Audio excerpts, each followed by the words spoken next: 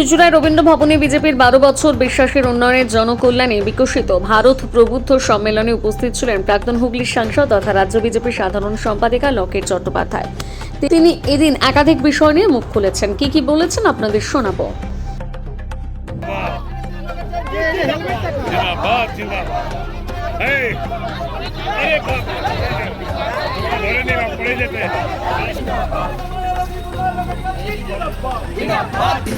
আমাদের প্রিয় দিদি স্বাগতম, স্বাগতম।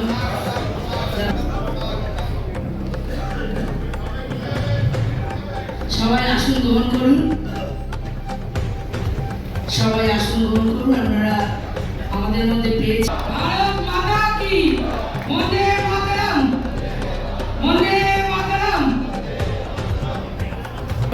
আমাদের জেলা সভাপতি, আমাদের দাদা, আমাদের সুবিধা করবেন। ভারত মাতা কি, ভারত মাতা কি। এবার তুষারদাকে বরণ করে নেবেন আমাদের বন্দে ভারত মাতা কি। সারা দেশব্যাপী এবং তার সাথে সাথে এই বাংলাতেও আমাদের এই 12 বছরের আমাদের মোদিজির নেতৃত্বে উন্নয়ন। অনেকদিন পর আমি এই হুগলিতে এসেছি।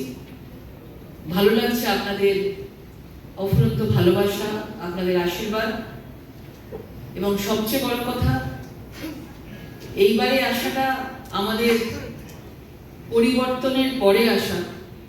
এই আশার মূল্য অনেক বেশি আমাদের কাছে, কেননা এই মূল্যের জন্য আমাদের প্রত্যেকটা কার্যকর্তা যারা এখানে আজকে আছেন বা যারা আসেননি, যারা জানেন না, প্রত্যেকটা কার্যকর্তার অফুরন্ত পরিশ্রম, সকাল বিকেল রাত পরিশ্রম করা, মানুষের সাথে যোগাযোগ, লড়াই, এবং তার সাথে সাথে পুলিশে অনেক অসহযোগিতা করেছে, কেস দিয়েছে, এবং তারপরেও মারধর। এই মূল্যটা কিন্তু আমাদের ভারতীয় জনতা পার্টিকে অনেক বড় করে চোখাতে হয়েছে।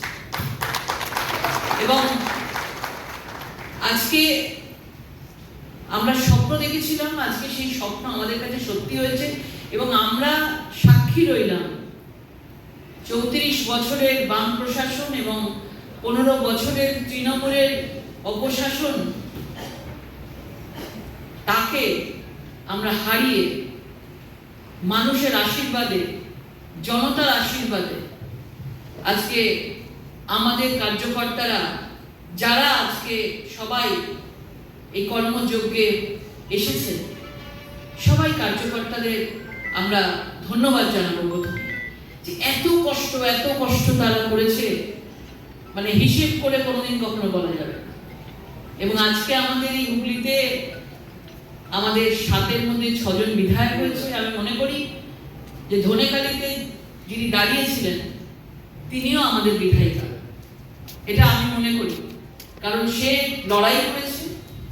এবং আমাদের এই 7 জন যেভাবে লড়াই দিয়েছে মানুষের সাথে পাশে থেকে, এবং আমরা মনে করি আগামী দিন আমরা মানুষদেরকে, এই হুগলির মানুষকে আমরা যত্ন করে ভালো করে সেবা করতে পারবো, এটা আমাদের নিজেদের কর্তব্যের মধ্যে। আজকে লড়াই করে সরকারে আসা এটা একরকম, কিন্তু সেই সরকারকে সুন্দরভাবে এগিয়ে নিয়ে যাওয়া তার দায়িত্ব কিন্তু আমাদের সকলের। সেই জন্য সেই দায়িত্বটার জন্য আমাদের রোল কিন্তু আমাদের আজকে আমাদের একদম অন্যরকম হয়ে গেছে।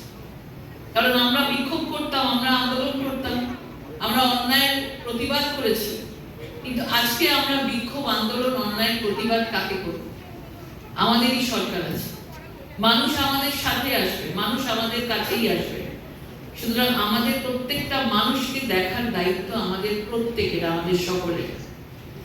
আমাদের সরকার যেরকম ভাবে চলছে, আমাদের সংগঠন চলছে, এবং আমাদের আজকে হুগলি সাংগঠনিক জেলার আমাদের প্রেসিডেন্ট মাননীয় গৌতম চ্যাটার্জি মহাশয়ের নেতৃত্বে আমাদের হুগলি জেলার সংগঠন চলছেন এবং সংগঠনের আমাদের প্রত্যেক অফিস বেয়ারার আজকে এই মঞ্চে উপস্থিত রয়েছেন, তাদের ধন্যবাদ জানাই। তারাও অফুরন্ত পরিশ্রম করে সংগঠন থেকে সরকারকে বানিয়েছেন এবং আমাদের মধ্যে আজকে বিধায়করা বসে আছেন। আমাদের বিধায়ক সুবীরনাথ মহাশয়, আমি ওনার সাথে কাজ করেছি। আমাদের বিধায়ক তুষার মজুমদার, আমি ওনার সাথে কাজ করেছি। এবং আমাদের স্বরাজ ঘোষ মহাশয়, আমি কাজ করেছি ওনাদের সাথে। এবং দীপাঞ্জন গুহ আজকে আসতে পারেননি এবং আমাদের অরূপদা সিঙ্গুর থেকে উনি আসতে পারেননি। এবং আমাদের বলাগড়ের বিধায়ক আজকে স্বাস্থ্যের থেকে প্রতিমন্ত্রী হয়েছে। এটা আমাদের হুগলির জন্য, আমাদের সবাইয়ের জন্য একটা গর্বের বিষয়।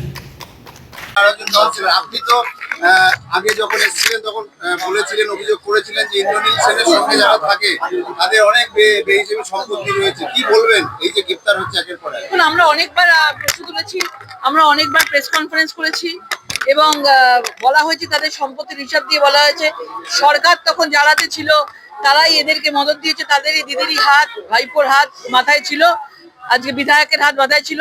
বিধায়ক নেই, সবাই মানে নিজেদের মাথার থেকে ছাদ উড়ে গেছে, কোনো কিছু তারা ছুটে বেড়াচ্ছে কোথায় তারা শেল্টার নেবে, শেল্টার দেওয়ারও লোক নেই। আমাদের মুখ্যমন্ত্রী, আমাদের প্রধানমন্ত্রী না খাউঙ্গা না খানে দুঙ্গা সেই কথাকে বিশ্বাস করে এবং আজকে যারা এই ধরনের করাপশন বছরের পর বছর ধরে করে এসছে তাদের একটা কেউ ছাড় পাবে না, প্রত্যেকের শাস্তি হবে, প্রত্যেকের জেল হবে।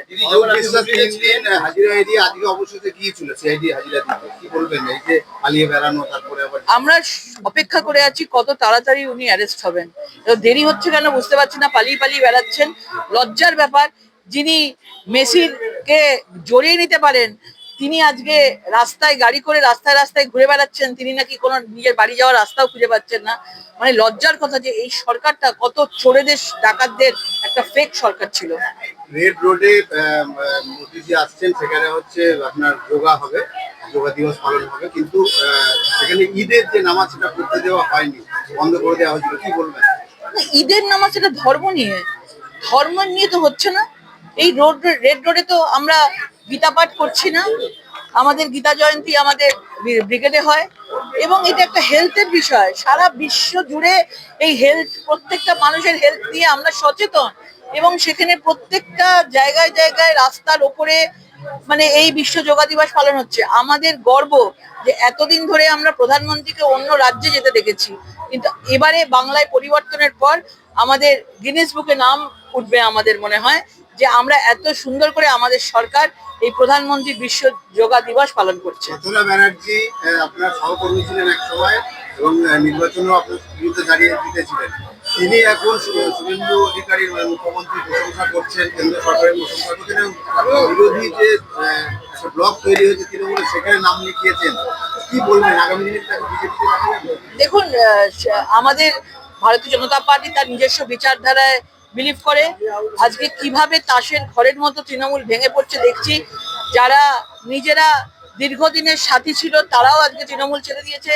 যারা নিজেদের স্বার্থে সেই তৎকালীন প্রধানমন্ত্রী মমতা বন্দ্যোপাধ্যায়ের হাত ধরে এসেছিলেন, টিকিট পেয়েছিলেন, জয়ী হয়েছিলেন, তারাই আজকে মমতা বন্দ্যোপাধ্যায়ের বদনাম করছে। মানে আমরা পুরো জিনিসটাই দেখতে পাচ্ছি, এটা সম্পূর্ণভাবে তৃণমূলের বিষয়। তাদের ইন্টারনাল কি চলছে না চলছে এটা তারা বলতে পারবে, এর থেকে আর বেশি কিছু বলতে পারবো না। আমরা সব জায়গাতেই দেখতে পাচ্ছি হঠাৎ করে তারা গুণগান গাইছে, তারা প্রচন্ড ভাবে কাজ করতে চাইছে। এতদিন রাজ্য সরকার কেন্দ্রীয় সরকারটাকে একসাথে কাজ করলে ভালো হবে, আমরা বারবার সেটা বলতাম এবং যাক আজকে ইচ্ছা প্রকাশ করেছেন, এটাই বড় কথা। আগামী দিন কি হয় সবাই দেখতে পাবে।